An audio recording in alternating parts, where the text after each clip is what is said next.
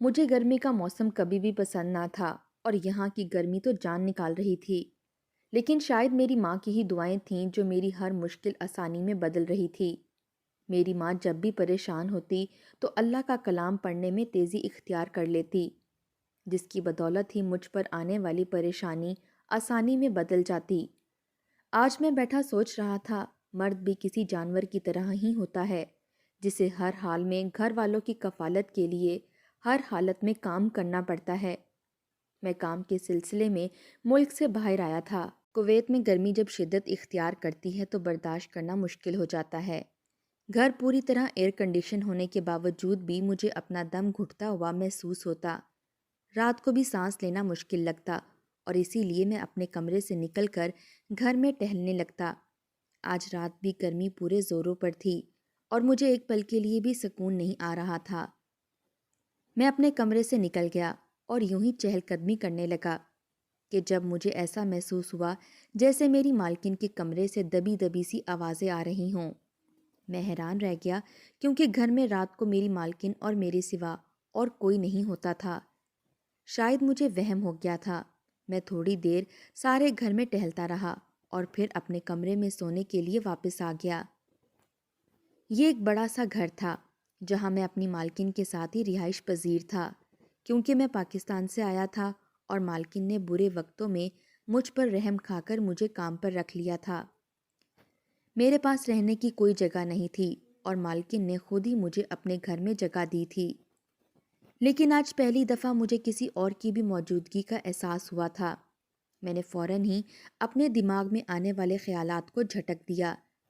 شاید مالکن کسی سے فون پر بات کر رہی تھیں۔ میری مالکن ایک مشہور لیڈی ڈاکٹر تھی اور ایک ہاسپٹل میں نوکری کرتی تھی۔ شاید ہاسپٹل سے ہی کسی کا فون آیا ہو۔ مالکن بہت ہی رحم دل اور نیک عورت تھی، اپنے مریضوں کی خاطر جان دیتی تھی۔ میں نے مالکن میں گزرے 6 مہینوں میں کوئی برائی نہیں دیکھی تھی۔ اگلی رات گرمی نے مجھے پھر سے بے چین کیا اور میں یہاں سے وہاں چکر کاٹنے لگا۔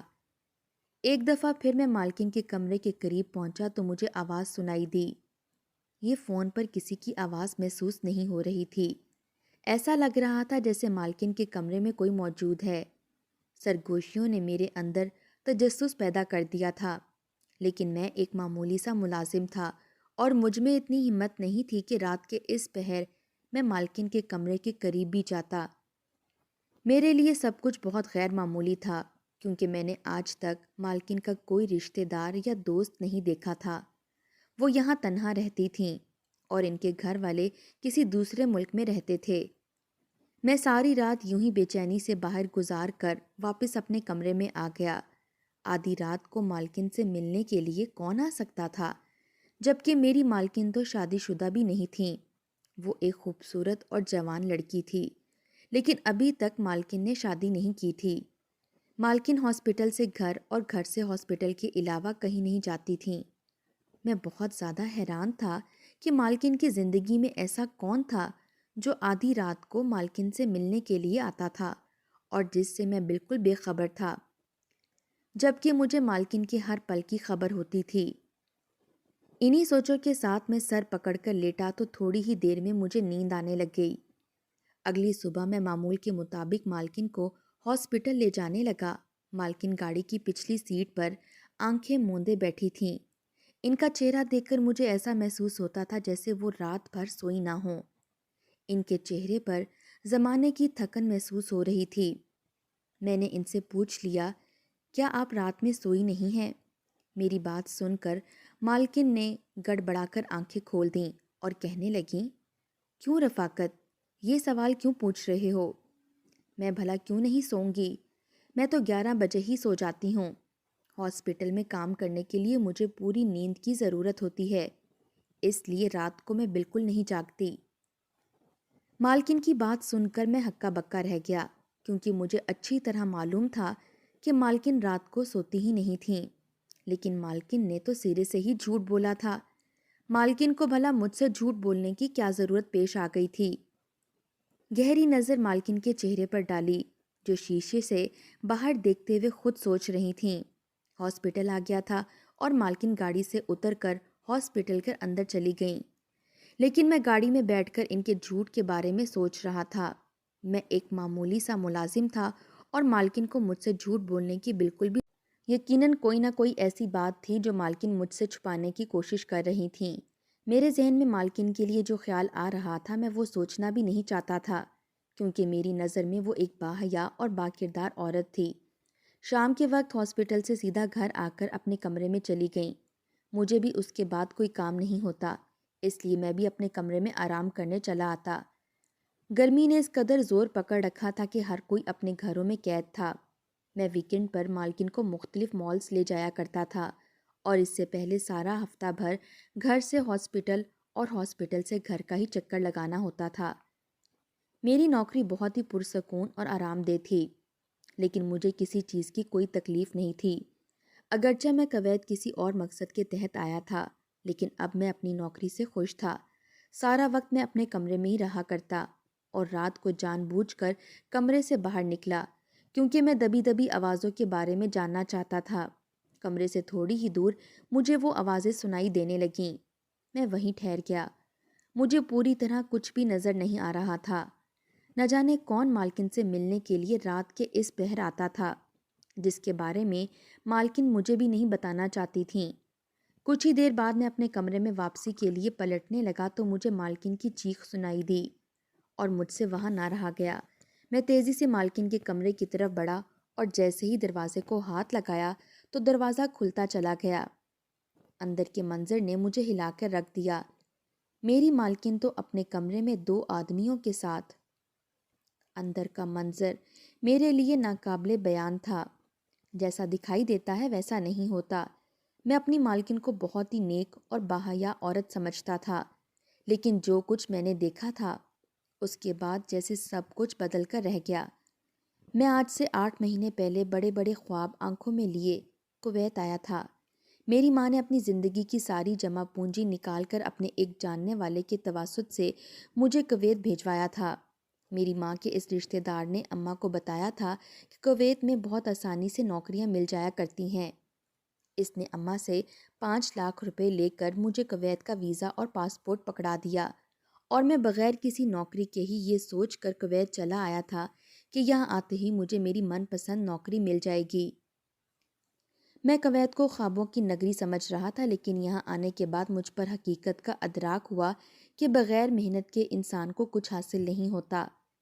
میں ایک چھوٹے سے ہوٹل میں رہتے ہوئے نوکریاں ڈھونڈنے کی کوشش کر رہا تھا، لیکن مجھے کوئی نوکری نہیں مل رہی تھی۔ مجھے برتن دھونے کی نوکری ملی تو میں نے اسی کو غنیمت جان لیا اور برتن دھونے کا کام کرنے لگا۔ میری ماں روز مجھے فون کرتی اور میں اپنی ماں کو جھوٹے دلاسے دیتا۔ یہاں آنے کے بعد مجھے پتا چلا کہ میرے پاس صرف 3 مہینے کا ہی ویزا تھا اور پھر مجھے واپس چلے جانا تھا۔ میری سمجھ میں نہیں آ رہا تھا کہ میں اپنی ماں کو کیا جواب دوں۔ مجھ سے کویت کی گرمی بھی برداشت نہیں ہوتی تھی اور برتن دھو کر ہوٹل سے واپس اپنے کمرے تک جانے کے لیے مجھے پیدل سفر کرنا پڑتا تھا اور گرمی کی شدت سے میری طبیعت خراب ہو جاتی۔ ایسے ہی ایک دن برتن دھو کر میں ہوٹل سے نکلا تو روڈ پر ہی چکرا کر بے ہوش ہو گیا، اور جب مجھے ہوش آیا تو میں ہاسپٹل کے بستر پر پڑا ہوا تھا اور ایک خوبصورت سی لیڈی ڈاکٹر میرے سر پر کھڑی تھی۔ میرے سر پر پٹی بندھی ہوئی تھی اور میرے سر پر بہت ٹیسیں اٹھ رہی تھیں۔ وہ لیڈی ڈاکٹر مجھ سے میرے بارے میں پوچھنے لگی تو میں نے سب کچھ سچ سچ بتا دیا۔ میرے بارے میں جان کر وہ کہنے لگی کہ میں اس کی گاڑی سے ٹکرا گیا تھا۔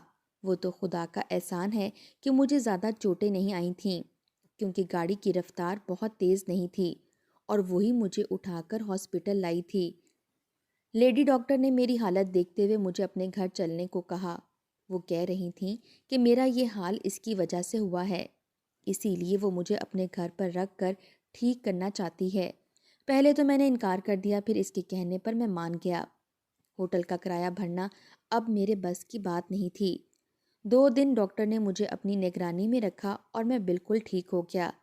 2 دن بعد میں نے اس سے اجازت چاہی تو وہ کہنے لگی کہ اسے ڈرائیور کی شدید ضرورت ہے۔ اگر مجھے ڈرائیونگ آتی ہے تو وہ مجھے مستقل طور پر اپنے پاس ملازم رکھ سکتی ہے۔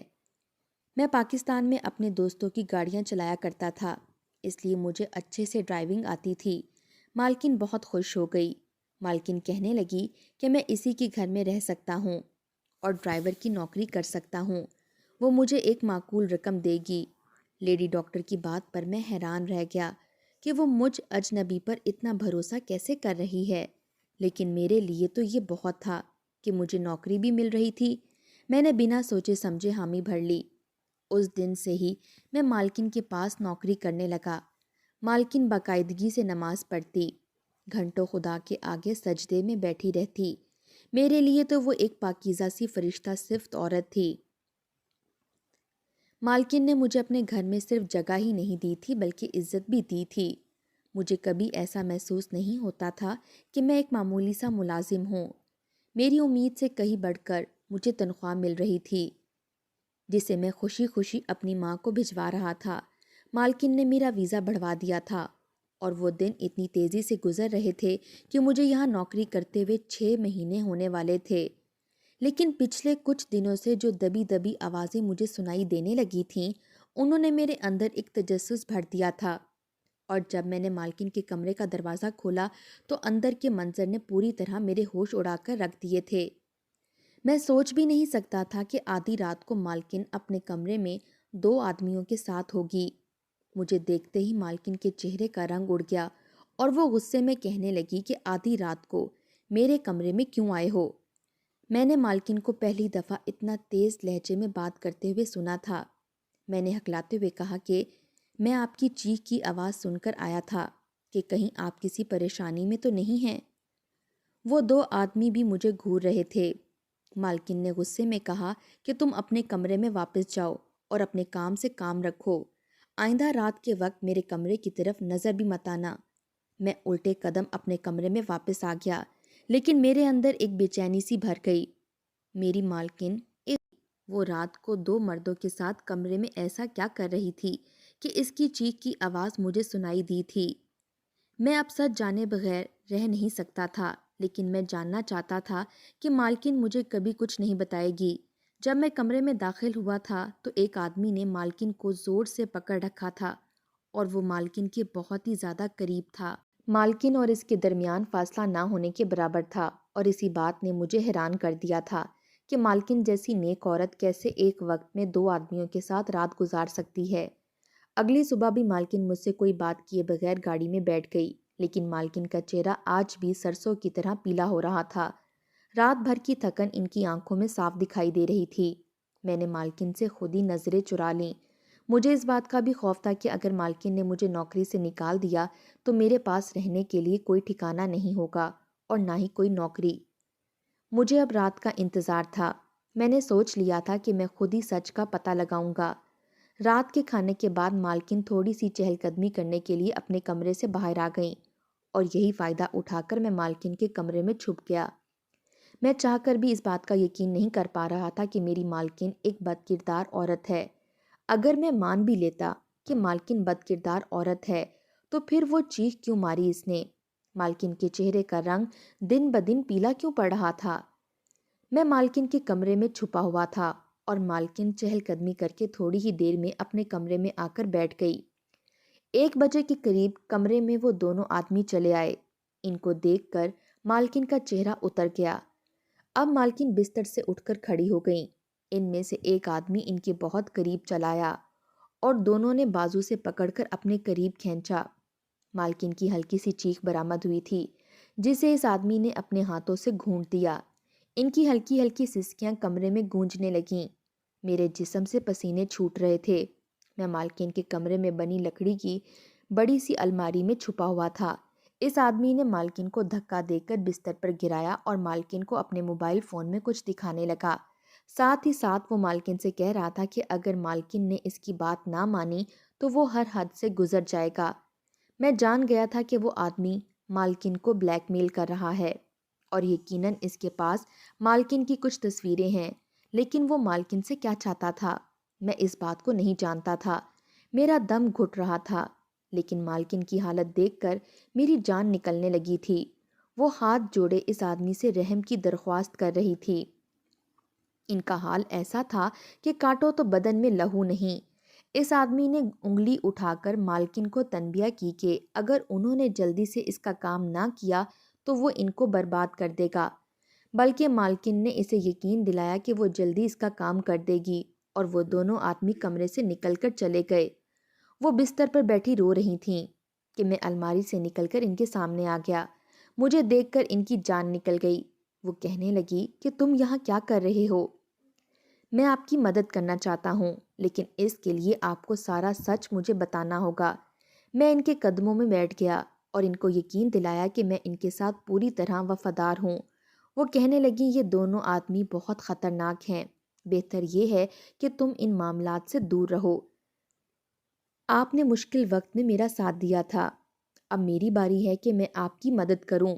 مجھ پر آپ کے بہت احسان ہیں، اور اب جب مجھے احسان اتارنے کا موقع مل رہا ہے تو میں پیچھے نہیں ہٹوں گا۔ مالکن نے روتے ہوئے جو سچ مجھے بتایا وہ سن کر میرے رونگٹے کھڑے ہو گئے۔ وہ دونوں آدمی مالکن کو کچھ دنوں سے ڈرانے دھمکانے کے لیے آ رہے تھے۔ ان میں سے ایک آدمی کے پاس مالکن کے تمام گھر والوں کی تصویریں موجود تھیں، اور وہ مالکن کو دھمکی دے رہا تھا کہ اگر مالکن نے اس کی بات نہیں مانی تو وہ بنگلہ دیش میں موجود مالکن کے گھر والوں کو ختم کروا دے گا، اور ان سے غیر قانونی اور غیر انسانی کام کی ڈیمانڈ کر رہا تھا۔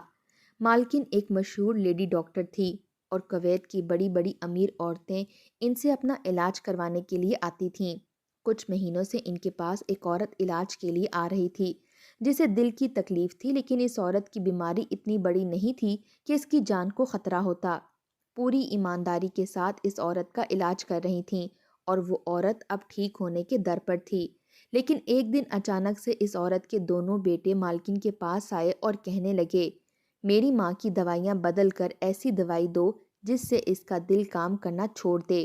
وہ دونوں بیٹے اپنی ماں کو مارنا چاہتے تھے کیونکہ ان کی ماں کے نام پر بہت زیادہ جائیداد تھی، اور ان کی ماں کی وصیت کے مطابق وہ جائیداد مرنے کے بعد ہی ان کے دونوں بیٹوں کی۔ کویت کا قانون بہت زیادہ سخت ہے، اسی لیے وہ دونوں اپنی ماں کے خلاف کچھ نہیں کر سکتے تھے۔ اس لیے انہوں نے سوچا کہ کیوں نہ ڈاکٹر کے ذریعے اپنی ماں کو ختم کروا دیا جائے، تاکہ سانپ بھی مر جائے اور لاٹھی بھی نہ ٹوٹے۔ مالکن ایک نیک اور ایماندار ڈاکٹر تھیں، اور یہ بات انہیں کسی صورت گوارا نہیں تھی کہ وہ ایک صحت مند عورت کو غلط دوائیاں دے کر موت کی دہلیز پر پہنچا دے۔ مالکن نے ان دونوں کو صاف منع کر دیا اور ان کی رپورٹ پولیس میں جمع کروانے کی دھمکی دی، لیکن وہ دونوں بھائی بہت ہی شاطر دماغ کے تھے۔ انہوں نے مالکن کے گھر والوں کا سراغ لگا لیا، اور وہ مالکن کے گھر والوں کو موت کے گھاٹ اتارنے کی دھمکیاں دے رہے تھے۔ مالکن کے گھر والے بنگلہ دیش کے ایک چھوٹے سے قصبے میں رہتے تھے، اور وہاں انہیں موت کے گھاٹ اتارنا کوئی مشکل کام نہیں تھا۔ اپنے گھر والوں کے بارے میں جان کر مالکن کی جان نکل گئی، اور انہوں نے پولیس میں رپورٹ درج کروانے کا ارادہ منتقل کر دیا، لیکن وہ چاہ کر بھی ان دونوں کی ماں کو غلط دوائیاں نہ دے سکیں۔ کچھ عرصے سے ہر رات مالکن کے پاس آتے اور مالکن کو بری طرح سے ڈراتے دھمکاتے۔ مالکن کسی نہ کسی بہانے سے روکتی آ رہی تھیں، لیکن اب دونوں کا صبر ختم ہو چکا تھا۔ وہ جلد سے جلد اپنی ماں کو موت کے گھاٹ اتارنا چاہتے تھے۔ انہوں نے مالکن کو 2 دن کا وقت دیا تھا کہ اگر مالکن نے 2 دن میں کچھ نہیں کیا تو وہ ان کے سارے گھر والوں کو ختم کر دیں گے۔ مالکن ساری بات بتانے کے بعد بری طرح سے رونے لگیں، اور وہ اس قدر بری طرح پھنس گئی تھیں کہ اس کے پاس کوئی اور راستہ تھا ہی نہیں۔ یہ دونوں آدمی مالکن کی کمزوری کا فائدہ اٹھا رہے تھے۔ وہ جانتے تھے مالکن تنہا رہتی ہے، جائیداد کی خاطر وہ سنگ دل اپنی ہی ماں کو مروانے کی تیاری کر بیٹھے تھے۔ مالکن کے گھر والوں کو مارنا ان کے لیے کیا مشکل تھا۔ میں جو مالکن کو لے کر غلط باتیں سوچ رہا تھا، سارا سچ جاننے کے بعد مجھے اپنی سوچ پر ہی شرمندگی ہونے لگی۔ مالکن تو واقعی ایک نیک ڈاکٹر تھیں۔ میں نے مالکن سے کہا، آپ کو ڈرنے کی ضرورت نہیں ہے، اب میں آپ کے ساتھ ہوں۔ وہ کہنے لگی، وہ دونوں آدمی مجھ پر پوری طرح نظر رکھتے ہیں، اپنے گھر سے ہاسپٹل اور ہاسپٹل سے گھر کے علاوہ اور کہیں نہیں جا سکتی۔ میں نے مالکن سے کہا کہ آپ فکر نہ کریں، آپ کہیں نہیں جا سکتی، لیکن میں تو جا سکتا ہوں۔ آپ فکر نہ کریں، میں پولیس کے پاس جاؤں گا اور انہیں یہ بات بتاؤں گا۔ وہ دونوں بھائی جب ایک ساتھ گرفتار ہو جائیں گے، گھر والوں کو نقصان نہیں پہنچائیں گے اور کوئی بھی باقی نہیں بچے گا۔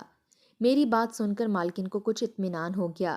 اگلے دن میں نے مالکن کو ہاسپٹل چھوڑا، مالکن کی گاڑی کو ہاسپٹل کی پارکنگ میں کھڑا کیا، خود چپکے سے گاڑی سے نکل کر ٹیکسی لے کر پولیس اسٹیشن پہنچ گیا۔ میں نے ساری بات پولیس والوں کے گوش گزار کر دی۔ اس کے بعد کچھ ہی دیر میں پولیس نے ایکشن لے کر ان دونوں کو گرفتار کر لیا۔ مالکن نے بھی اپنی مریضہ کو سارا سچ بتا دیا۔ وہ دونوں گرفتار ہو چکے تھے۔ ان کی ماں نے بتایا کہ وہ دونوں ان کے سگے بیٹے نہیں ہیں، بلکہ ان کی شوہر کی پہلی بیوی کی اولاد ہیں۔ لیکن انہیں اس بات کا اندازہ نہیں تھا کہ دولت کی خاطر وہ دونوں بیٹے، جنہیں انہوں نے پال پوس کر بڑا کیا، ان کی جان لینے کی کوشش کریں گے۔ ذرا سی ہمت کی وجہ سے مالکن اتنی بڑی آزمائش سے آسانی سے باہر نکل آئی تھی۔ مالکن نے میرا شکریہ ادا کیا اور کہنے لگی، اگر میں ان کا ساتھ نہ دیتا تو شاید وہ غلط راستے پر اپنے قدم بڑھا دیتی۔ اس میں شکریہ کی کوئی بات نہیں تھی۔ میرے اوپر مالکن کے بہت احسان تھے اور میں نے تو بس انہیں احسانوں کا بدلہ چکانے کی کوشش کی تھی۔ آج کل لوگ دولت اور پیسے کے لیے انسانیت سب کچھ بھول جاتے ہیں۔ وہ دونوں آدمی بھی بد نصیب نکلے کہ پیسوں کی خاطر اپنی ہی ماں کو ختم کروانے کی کوشش کر رہے تھے۔ میں نے مالکن سے معافی مانگی تھی، کچھ وقت کے لیے ہی صحیح، لیکن مجھے مالکن بد کردار محسوس ہوئی تھی۔ میں یہ سوچنے لگا کہ وہ رات کو 2 مردوں کے ساتھ وقت گزارتی ہیں، جبکہ وہ تو تکلیف کی انتہا پر تھیں۔ کبھی کبھی پوری طرح سچ جانے بغیر کوئی فیصلہ نہیں کرنا چاہیے، اور اگر اپنے ارد گرد کچھ بھی عجیب یا الگ محسوس ہو تو یہ ضرور غور کرنا چاہیے۔ اگر میں مالکن کے کمرے سے آنے والی آوازوں کو نظر انداز کر دیتا اور ان کی آنکھوں میں موجود تکلیف کو نہ جان پاتا تو شاید مالکن اپنی مریضہ کی قاتل بن جاتی۔ اپنے سے جڑے لوگوں کا خیال رکھیں اور ہمیشہ محتاط